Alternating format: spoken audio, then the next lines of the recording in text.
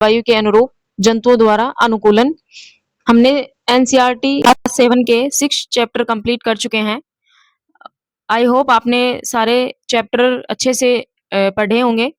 तो आज हम मौसम के बारे में बात करेंगे। ये चैप्टर और इससे अगले वाला एक और चैप्टर, ये 2 चैप्टर ज्योग्राफी से दिए हुए हैं। और तो आप देखिए एनसीईआरटी में आपको ज्योग्राफी से related chemistry, physics and biology, ये सारे जो सब्जेक्ट हैं एक ही बुक में देखने को मिलते हैं। तो इसमें हमें अच्छे से जानकारी भी मिलती है। सबसे पहले हम भूमिका पढ़ेंगे। भूमिका में देखिए क्या-क्या दे रखा है। क्या आपको याद है कि जब आप पहाड़ों पर भ्रमण करने के लिए जा रहे थे, तो आपके आस-पास क्या-क्या सामान ले जाने के लिए कहा गया था?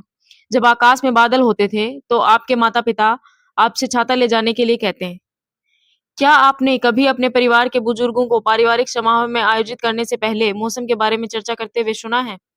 आपने अवश्य ही खेल शुरू होने से पहले विशेषज्ञों को मौसम के बारे में चर्चा करते हुए सुना होगा। क्या आपने कभी सोचा है कि ऐसा क्यों होता है? मौसम का किसी खेल पर अत्यधिक प्रभाव पड़ सकता है। हमारे जीवन पर भी अत्यधिक प्रभाव पड़ सकता है। हमारे दैनिक क्रियाकलाप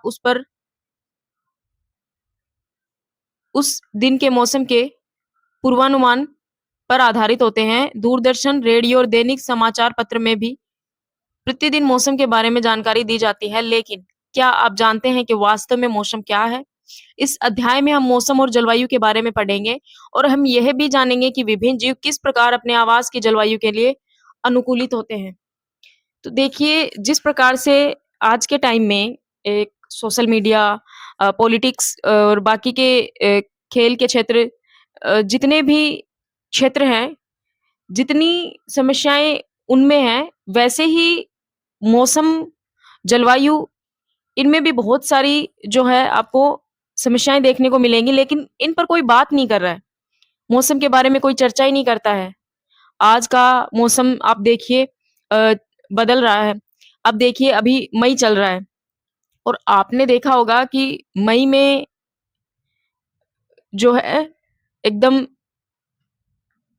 भीषण गर्मी होती है, बहुत ज़्यादा।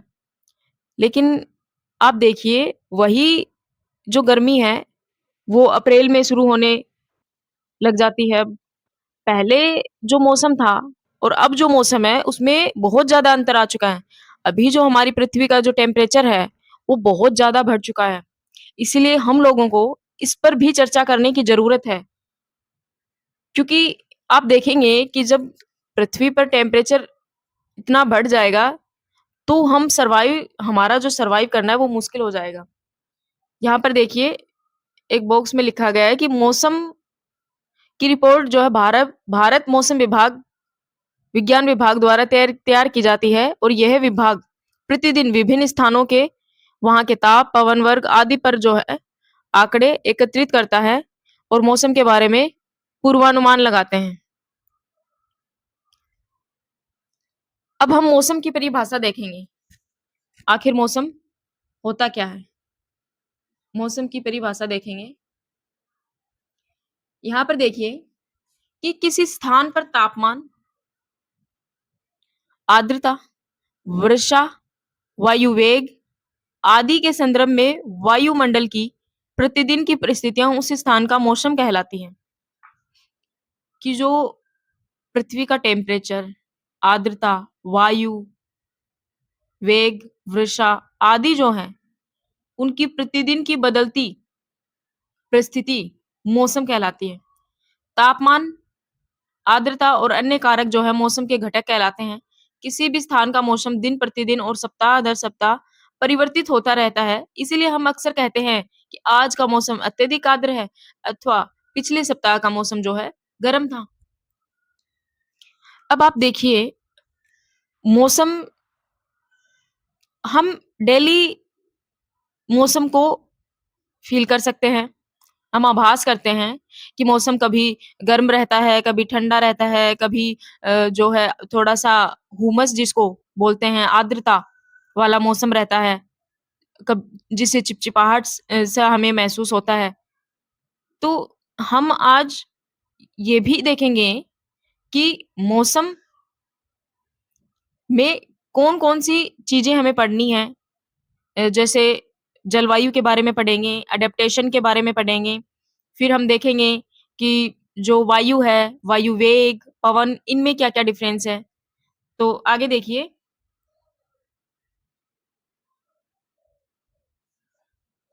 यहाँ पर देखिए एक बॉक्स दिया गया है, जिसमें बताया गया है कि मौसम में सभी परिवर्तन सूर्य के कारण होते हैं।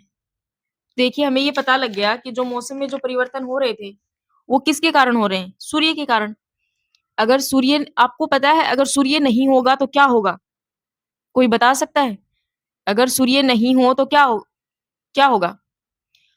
आप लोग थोड़ा सोचिए, विचार कीजिए कि जो पौधे प्रकाश संश्लेषण करते हैं, वो जो अपना भोजन बनाते हैं, वो सूर्य के प्रकाश की उपस्थिति में। तो अगर सूर्य नहीं होगा, तो वो भोजन कैसे बनाएँगे? और अगर भोजन नहीं बनाएँगे, तो वो ज़िंदा कैसे रहेंगे? और फिर हमें ऑक्सीजन कैसे प्राप्त होगी? क्योंकि हम तो ऑक्सीजन पर ही जी रहे हैं। आगे देखिए, सूर्य अत्यधिक उच्च ताप पर गर्म गैसों का विशाल गोला है। इसमें कौन-सी गैसें? हाइड्रोजन गैसें। सूर्य की हमसे दूरी बहुत अधिक है, परंतु सूर्य द्वारा उत्सर्जित ऊर्जा इतनी अधिक है कि पृथ्वी से इतनी दूरी होने के बावजूद सूर्य हमारे लिए समस्त ऊष्मा, ऊर्जा और प्रकाश का स्रोत है। अतः सूर्य ऊर्जा का प्राथमिक स्रोत है, जो मौसम में परिवर्तन लाता है। पृथ्वी के थल क्षेत्र, समुद्र, वायुमंडल द्वारा अवशोषित परिवर्तित की जाने वाली ऊर्जा भी किसी स्थान पर मौसम को निर्धारित करने में महत्वपूर्ण होती है। यदि आप समुद्र के समीप में रहते हैं, तो आपने अनुभव किया होगा कि आपके स्थान का मौसम रेगिस्तान अथवा पहाड़ों के क्षेत्र के आसपास के मौसम से भिन्न है। देखिए आज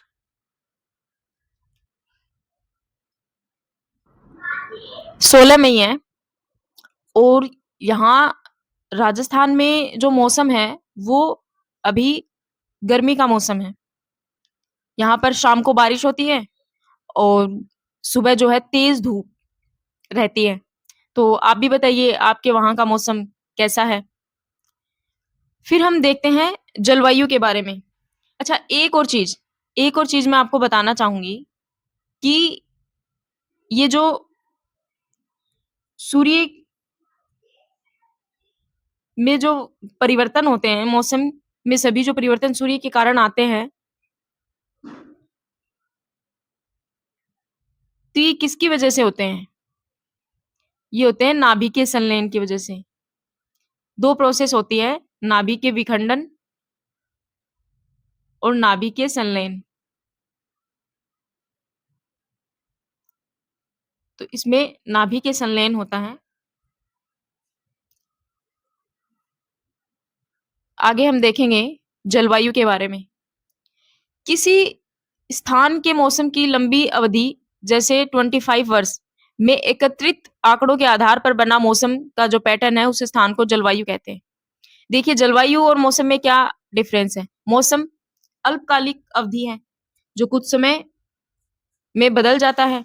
लेकिन जो जलवायु है, उसके लिए एक लंबी अवधि, दीर्घकालिक अवधि 25 वर्ष, ये आंकड़ा आपको याद रखना है। तो आपसे मौसम और जलवायु में डिफरेंस पता लग गया? ये अल्पकालिक अवधि है और जो जलवायु है, वो दीर्घकालिक अवधि है।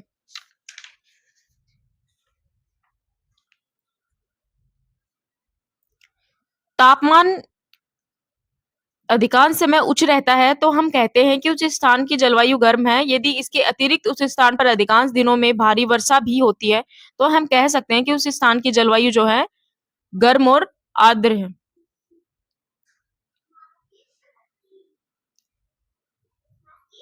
यहाँ पर आप देख सकते हैं। अब हम देखेंगे जलवायु और अनुकूलन।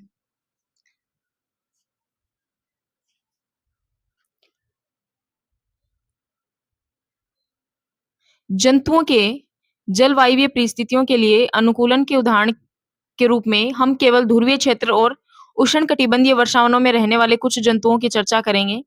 जैसे कि नाम से स्पष्ट है, ध्रुवीय क्षेत्र जो है ध्रुवों के समीप स्थित होते हैं और उत्तरी ध्रुव के दक्षिणी ध्रुव।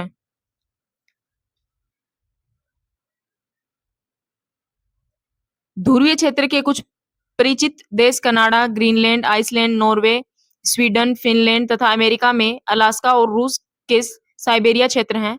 भारत, मलेशिया, इंडोनेशिया, ब्राजील, कागो, गणतंत्र, केन्या, युगांडा और नाइजीरिया कुछ ऐसे देश हैं जहां उष्णकटिबंधीय वर्षावन पाए जाते हैं। सबसे पहले आपको हम ग्लोब के बारे में देखते हैं। देखिए ये हमारे ग्लोब है और ये 0 डिग्री भूमध्य रेखा।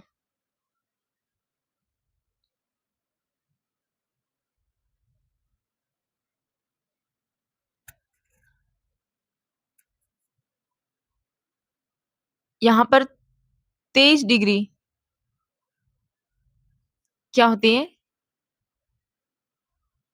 कर्क रेखा।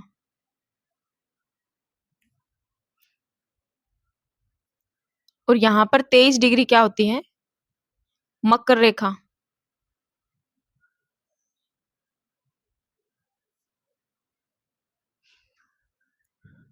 अब आप देखिए कि सबसे ज्यादा जो टेम्परेचर है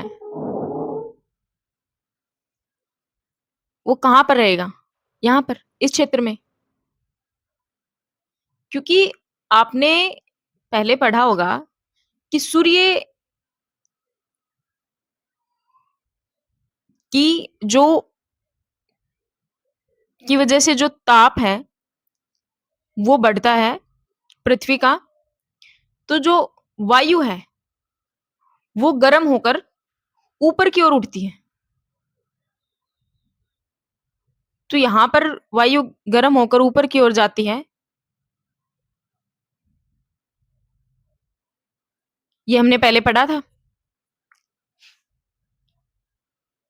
ये हमारा नॉर्थ, ये साउथ।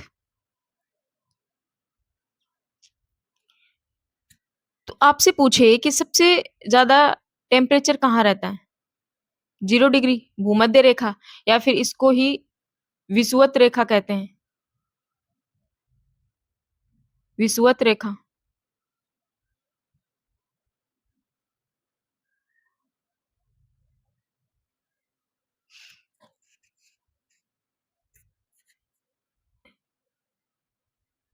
जो दिन रात होते हैं इसमें हम कुछ एक्स्ट्रा पॉइंट भी देखेंगे। आपको यहां तक समझ में आया कि यहाँ पर 0 डिग्री भूमध्य रेखा, जिसको विषुवत रेखा भी कहते हैं, 23 डिग्री कर्क रेखा, 23 डिग्री मकर रेखा।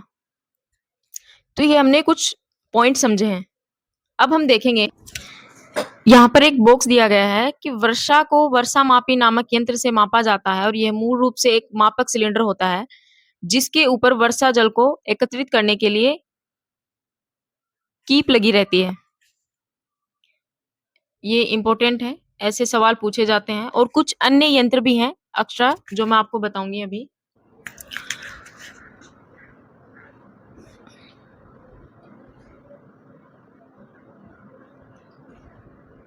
वर्षा मापी यंत्र, जिसको रेन गेज भी कहते हैं, किसमें यूज लिया जाता है? वर्षा मापने के लिए।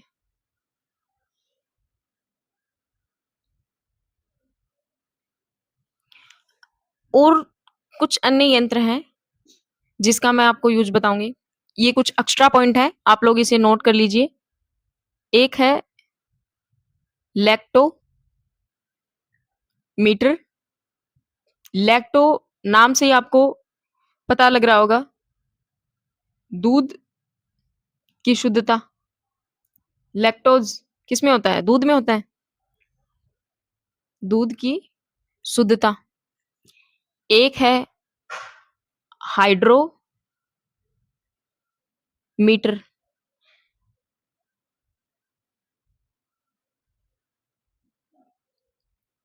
एक है हाइग्रोमीटर।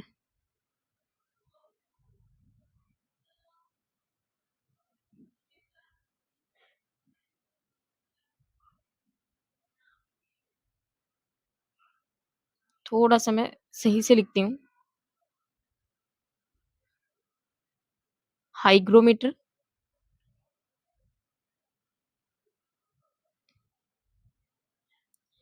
तो आप देखिए, ये कंफ्यूजिंग नाम है। आपको सुनने में सेम से लग रहे होंगे, हाइड्रो, हाइग्रो, लेकिन ये अलग-अलग इनके यूज़ हैं। हाइड्रो से पता लग रहा है कि ये जल के आपेक्षिक घनत्व है।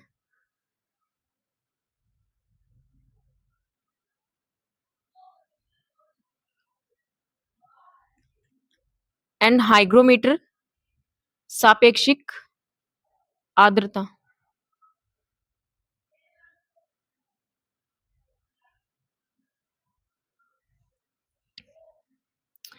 एंड कुछ अन्य पॉइंट नई स्लाइड पर देखते हैं।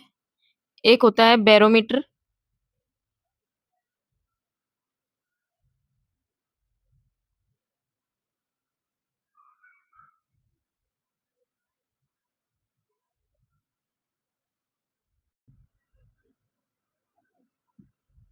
वायुमंडलीय दाब को मापने के लिए।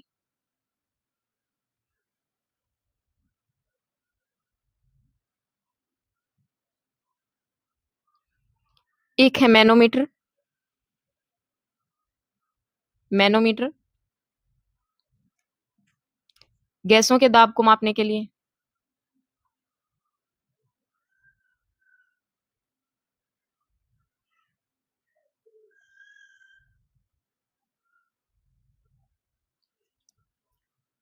एक आता है अल्टीमीटर।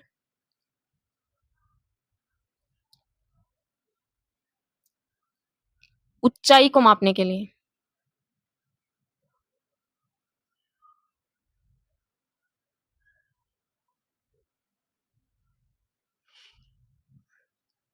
सोनार, आपने नाम सुना होगा, ये नौ संचालन के लिए।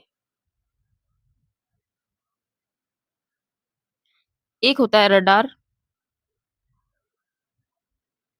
वायुयानों की गति मापने के लिए।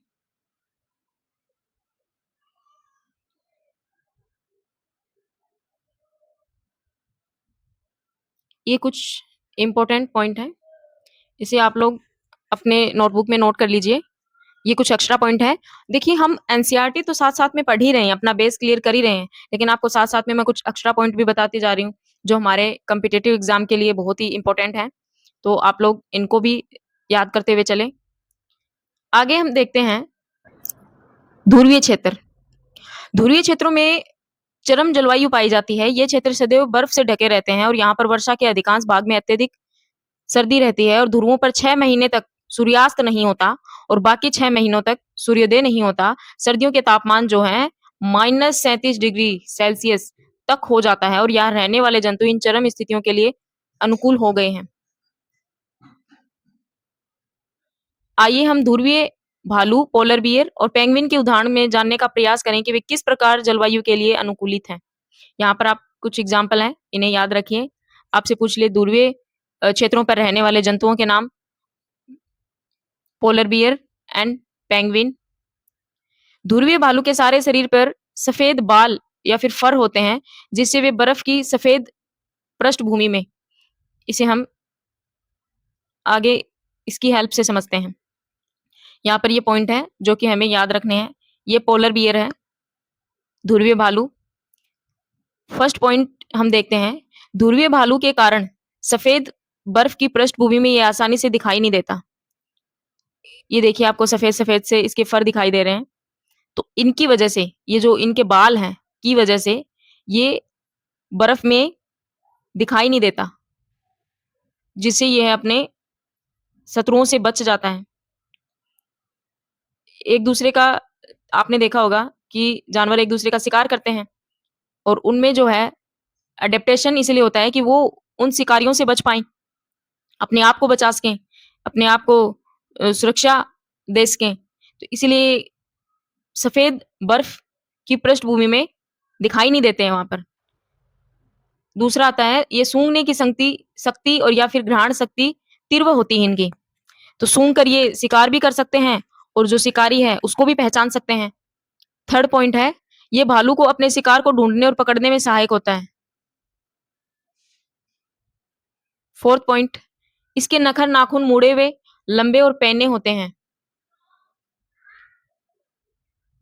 इसके नाखून देखिए, ये देखिए इसके, यहाँ पर बड़ा डायग्राम करके दिखाया गया है।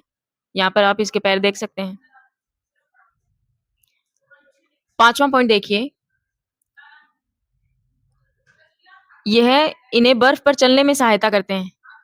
इनके जो पैर जो मुड़े हुए हैं, लंबे और पैने जो हैं, ये बर्फ में चलने में सहायक होते हैं। और इसकी त्वचा के नीचे, सिक्स पॉइंट, इसकी त्वचा के नीचे वसा की एक परत होती है। वसा की परत जो हमें हीट प्रदान करती है, शरीर को जो है गर्म रखती है, वसा की परत इनमें पाई जाती है।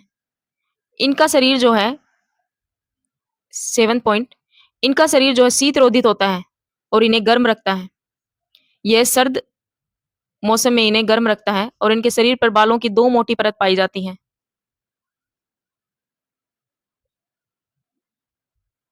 पर बक्सी और शिकारी से आसानी से देख नहीं पाते हैं।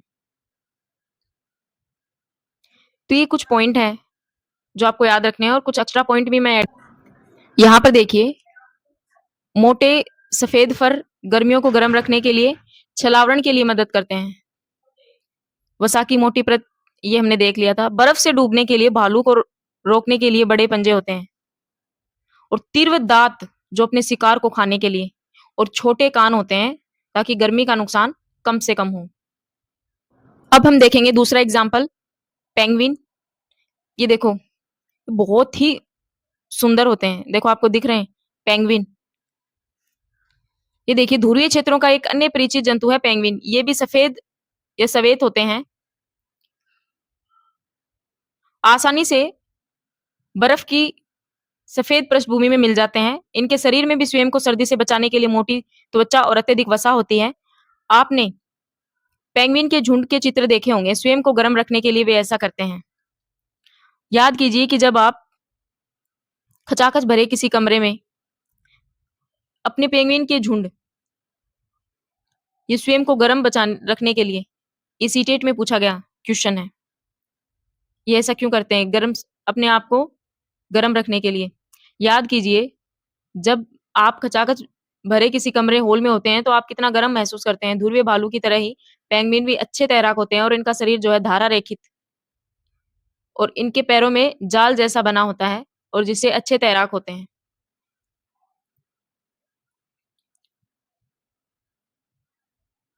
ध्रुवीय क्षेत्र में रहने वाले अन्य जंतुओं में अनेक प्रकार की मछलियां, कस्तूरी मृग, रेनडियर, लोमड़ी, सील, व्हेल और अन्य प्रकार के पक्षी सम्मिलित हैं। ये भी आपको कुछ नाम याद रखने हैं।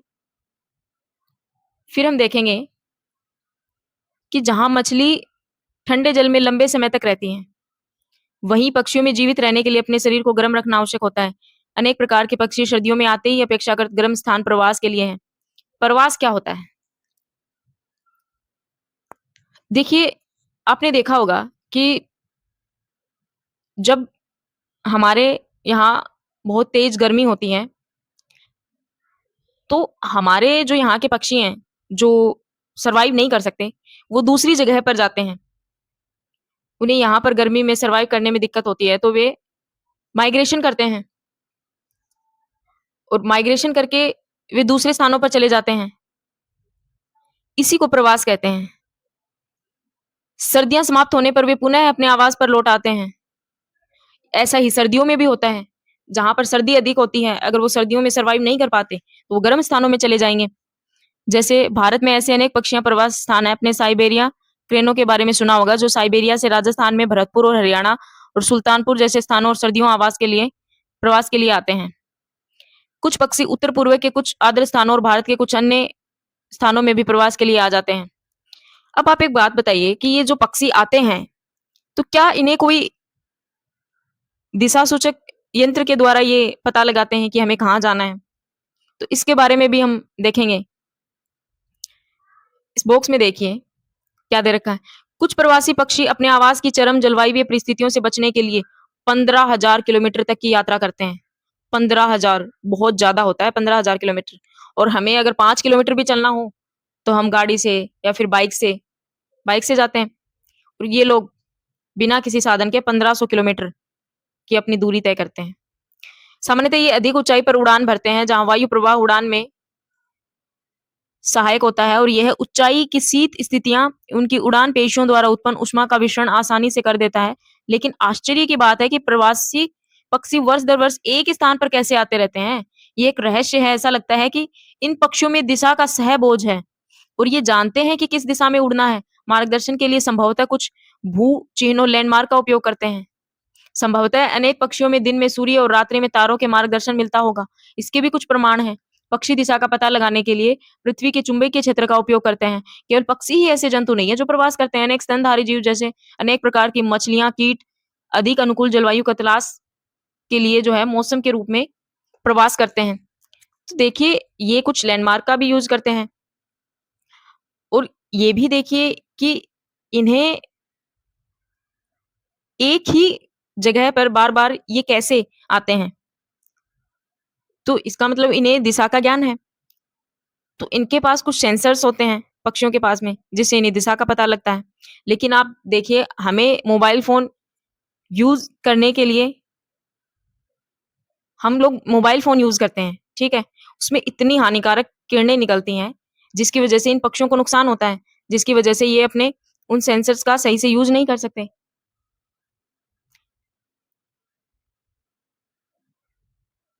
आगे हम देखेंगे उष्णकटिबंधीय वर्षावन। उष्णकटिबंधीय वर्षा क्षेत्रों की जलवायु सामान्यतः गर्म होती है क्योंकि ये क्षेत्र भूमध्य रेखा के आसपास स्थित होता है। अभी हमने भूमध्य रेखा देखा कहाँ पर? 0 डिग्री सेल्सियस पर। तो आइए अब हम देखते हैं कि सबसे सर्द महीनों में भी तापमान सामान्यतः 15 डिग्री सेल्सियस से अधिक रहता है। लेकिन हमारे यहाँ आप देखोगे तो 7-8 degree Celsius, last 10 degree Celsius से ऊपर नहीं जाता। और गर्मियों में तापमान जो है 40 डिग्री सेंटीग्रेड से अधिक हो जाता है। वर्ष भर दिन और रात का लंबाई लगभग बराबर होती है और इन क्षेत्रों में प्रचुर मात्रा में वर्षा होती है।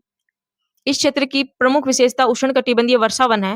उष्णकटिबंधीय वर्षावन भारत में पश्चिमी घाटों के असम में पाए जाते हैं। ये इंपॉर्टेंट है। पश्चिमी घाटों के असम में, भारत में। इसके अतिरिक्त ऐसे वन दक्षिण पूर्व एशिया, मध्य अमेरिका, मध्य अफ्रीका में भी पाए जाते हैं। सतत गर्मी और वर्षा के कारण इन क्षेत्रों में विभिन्न प्रकार के पादप और जंतु पाए जाते हैं।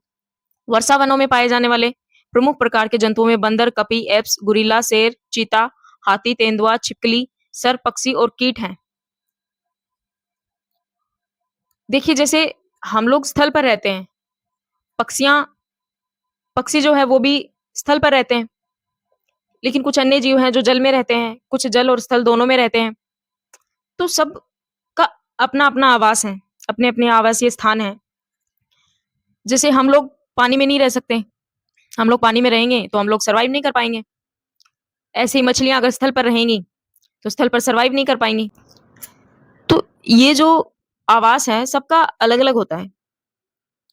अब हम देखेंगे कि गर्म आर्द्र जलवायु के लिए इन जंतुओं के अनुकूलनों के बारे में अध्ययन करेंगे कि ये लोग अपने शरीर को अडैप्ट कैसे करते हैं। जैसे हमने भी कुछ चीज़ें अडैप्ट की हैं, मनुष्य ने भी अडैप्टेशन किया है। पहले हम बंदर जैसे दिखते थे, धीरे-धीरे हमारी आवश्यकताओं ने, हमारी नीड्स ने हमें अडैप्टेशन मिला। तो अब हम पहले हम झुककर चलते थे, या आपने पहले पढ़ा होगा कि पहले बंदर आए, फिर हम लोग उनके ही तो अडैप्टेशन है। तो इसी प्रकार से कुछ जंतुओं में, कुछ पक्षियों में, कुछ प्लांट्स में एडेप्टेशन आपने देखे होंगे। प्लांट्स में भी एडेप्टेशन होते हैं। अब देखते हैं वर्षा वनों में जलवायु परिस्थितियां अनेक किस्मों और जंतुओं की विशाल जनसंख्या के जीवन यापन के लिए अत्यधिक उपयुक्त है। चूंकि जंतुओं की जनसंख्या अधिक होती है, तय इनमें भोजन आश्रय के लिए सघन प्रतिस्पर्धा होती है और जंतु वृक्षों पर रहने के लिए अनुकूलित होते हैं। लाल नेत्रों वाले मेंढक के पैर के तलवे चिपचिपे होते हैं जो इन्हें वृक्ष पर चढ़ने में सहायता करते हैं, जिन पर वे रहते हैं। देखिए ये मेंढक है, तो मेंढक तो मोस्टली स्थल पर या फिर आपको जल के आसपास में मिलेंगे, लेकिन ये कहाँ पर रह रहे हैं? वृक्षों पर। तो इन्होंने अपने आप में अडेप्टेशन किया है। जहां पर ये सर्वाइव कर पा रहे हैं वहीं तो ये रहेंगे। मैंने अभी तो आपको बताया कि हम लोग पानी में सर्वाइव नहीं कर सकते, तो हम लोग स्थल में रहते हैं। और मछलियां जो हैं पानी में सर्वाइव कर सकती हैं, लेकिन स्थल में नहीं कर सकती। ऐसे ही अडेप्टेशन होते हैं। वृक्षों पर रहने में सहायता के लिए बंदरों की लंबी पूंछ होती है, जो शाखाओं को पकड़ने में सहायक होती है। ये है न्यू वर्ल्ड मंकी बंदर। इनके हाथ पैर ऐसे होते हैं जिसमें आसानी से शाखाओं को थामे रखते हैं। क्योंकि इन वनों में आवास करने वाले जंतुओं में भोजन के लिए परस्पर स्पर्धा होती है और कुछ ऐसे भोजन को प्राप्त करने के लिए अनुकूलित होते हैं जहां अन्य जंतु आसानी से नहीं पहुंच पाते हैं। उदाहरण के लिए टूकन नामक पक्षी लंबी बड़ी चोंच होती है, जिसकी सहायता से वह ऐसी शाखाओं में लगे फलों तक पहुंच सकता है जो जो बहुत कमजोर होता है और ये भार नहीं सह सकती हैं। देखिए ये एक पक्षी है, टूकन नाम का पक्षी दे रखा है यहाँ पर। इसकी चोंच देखिए कितनी लंबी है। ये क्या करता है कि अपनी चोंच की सहायता से बड़ी शाखाओं में लगे फलों तक पहुंच जाते हैं, जो बहुत कमजोर होती है, लेकिन उनका भार नहीं सहन कर सकती।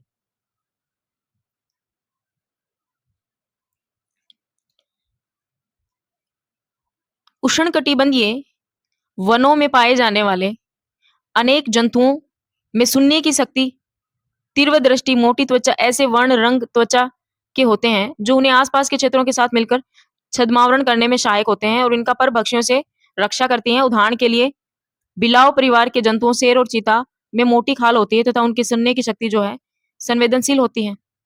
यहाँ पर है लाइन टेल्ड लंगूर मंकी का एक एग्जाम्पल दिया गया है। ये क्या करते हैं, लाइन टेल्ड लंगूर जिसे दाढ़ी वाला ऐप बंदर भी कहते हैं, पश्चिमी घाट के वर्षावनों में पाए जाते हैं। इनमें सबसे प्रमुख विशेषता इसके चांदी जैसी सफेद अयाल होती है और ये सिर के चारों ओर गालों और चिबुक ठोड़ी तक रहती है। आप देखिए यह वृक्षों पर आसानी से चढ़ जाते हैं और अपने जीवन में अधिकांश समय वृक्षों पर व्यतीत करते हैं। और यह मुख्यतः फल खाता है, बीज, कोमल पत्तियां, तने, पुष्प और कलियां भी खाता है। लाइन टेल्ड लंगूर वृक्षों की छाल में वास करते हैं और कीटों को तलाश करते हैं। चूंकि ये लंगूर वृक्षों पर पर्याप्त भोजन जुटा पाने में समर्थ होते हैं, वे भूमि पर यदा कदा ही आते हैं।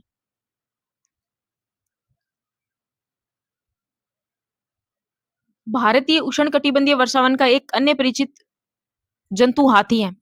हाथी अनेक प्रकार से वर्षावनों के परिस्थितियों के लिए अनुकूलित हो गए हैं। इसकी सूंड पर ध्यान से देखिए और इसका उपयोग वह नाक के रूप में करता है। लंबी सूंड से इसे सूंघने की शक्ति बहुत अच्छी हो जाती है और हाथी द्वारा सूंड का उपयोग भोजन को उठाने के लिए भी किया जाता है। यद्यपि इसके बाह्य दंत जिन्हें रद कहते हैं, देखिए हाथी में टस्क को रद या टस्क कहते हैं। ये कौन से दांत होते हैं? कृंतक, जो कि शाकाहारी जंतुओं में पाए जाते हैं। हमने ये पढ़ा था, कृंतक, इंसीजर।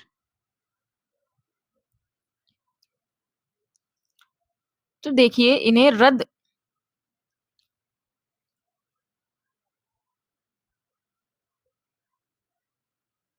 वास्तव में रूपांतरित दंत होते हैं, ये मॉडिफाइड रूपांतरित, इन्होंने अडेप्टेशन करके ये रूपांतरित दांत जो है बनते हैं। इन दांतों से हाथी अपने पसंद के वृक्षों का छाल को आसानी से छील सकते हैं। अतः भोजन के लिए स्पर्धा के बावजूद हाथी आसानी से अपने भोजन जुटाने में समर्थ होता है और हाथी के लंबे बड़े कान बहुत हल्की ध्वनि को भी सुनने में सहायक होते हैं। वर्षा वनों की गर्म और आर्द्र जलवायु में हाथी को ठंडा रखने में भी उसके कान जो है सहायक होते हैं। ये हमने हाथी, लोइन टेल्ड लंगूर मंकी हमने देखे। यहाँ पर कुछ बंदरों के बारे में भी देख लिया, पक्षियों के बारे में देखा, हाथी के बारे में देखा। तो इनके जो जो जो अडेप्टेशन है वो इंपॉर्टेंट है। आपसे पूछ ले हाथी में कौन से दांत? कृंतक दांत, इंसीजर। तो ये सब आपको ध्यान से पढ़ना है। ये कुछ की पॉइंट है जो हम अभी पढ़ चुके हैं। अनुकूलन, जलवायु, मौसम के घटक, आर्द्रता, अधिकतम तापमान, प्रवास, न्यूनतम तापमान, ध्रुवीय क्षेत्र, उष्णकटिबंधीय कटिबंधीय वर्षावन, उष्ण कटिबंधीय क्षेत्र, मौसम। ये पूरे चैप्टर की समरी है। इसे आप लोग जरूर रीड करें। जब चैप्टर खत्म हो जाए, इससे आपका रिवीजन हो जाएगा। कुछ क्वेश्चन आंसर दिए गए हैं। दीर्घ अवधि के मौसम का औसत कहलाता है जलवायु, और अल्पकालिक अवधि मौसम। किसी स्थान पर बहुत कम वर्षा होती है और उस स्थान का तापमान वर्ष भर उच्च रहता है, उस स्थान की जलवायु खालिस्तान और होगी। तो ये आप लोगों को कमेंट में बताना है। चरम जलवायु परिस्थितियों वाले पृथ्वी के 2 क्षेत्र होते हैं। ये 2 क्वेश्चन आपको कमेंट में बताने हैं। आई होप आपको अच्छे से समझ में आया होगा। अच्छे से पढ़ें, और कुछ समझ में नहीं आया डाउट पूछ सकते हैं आप।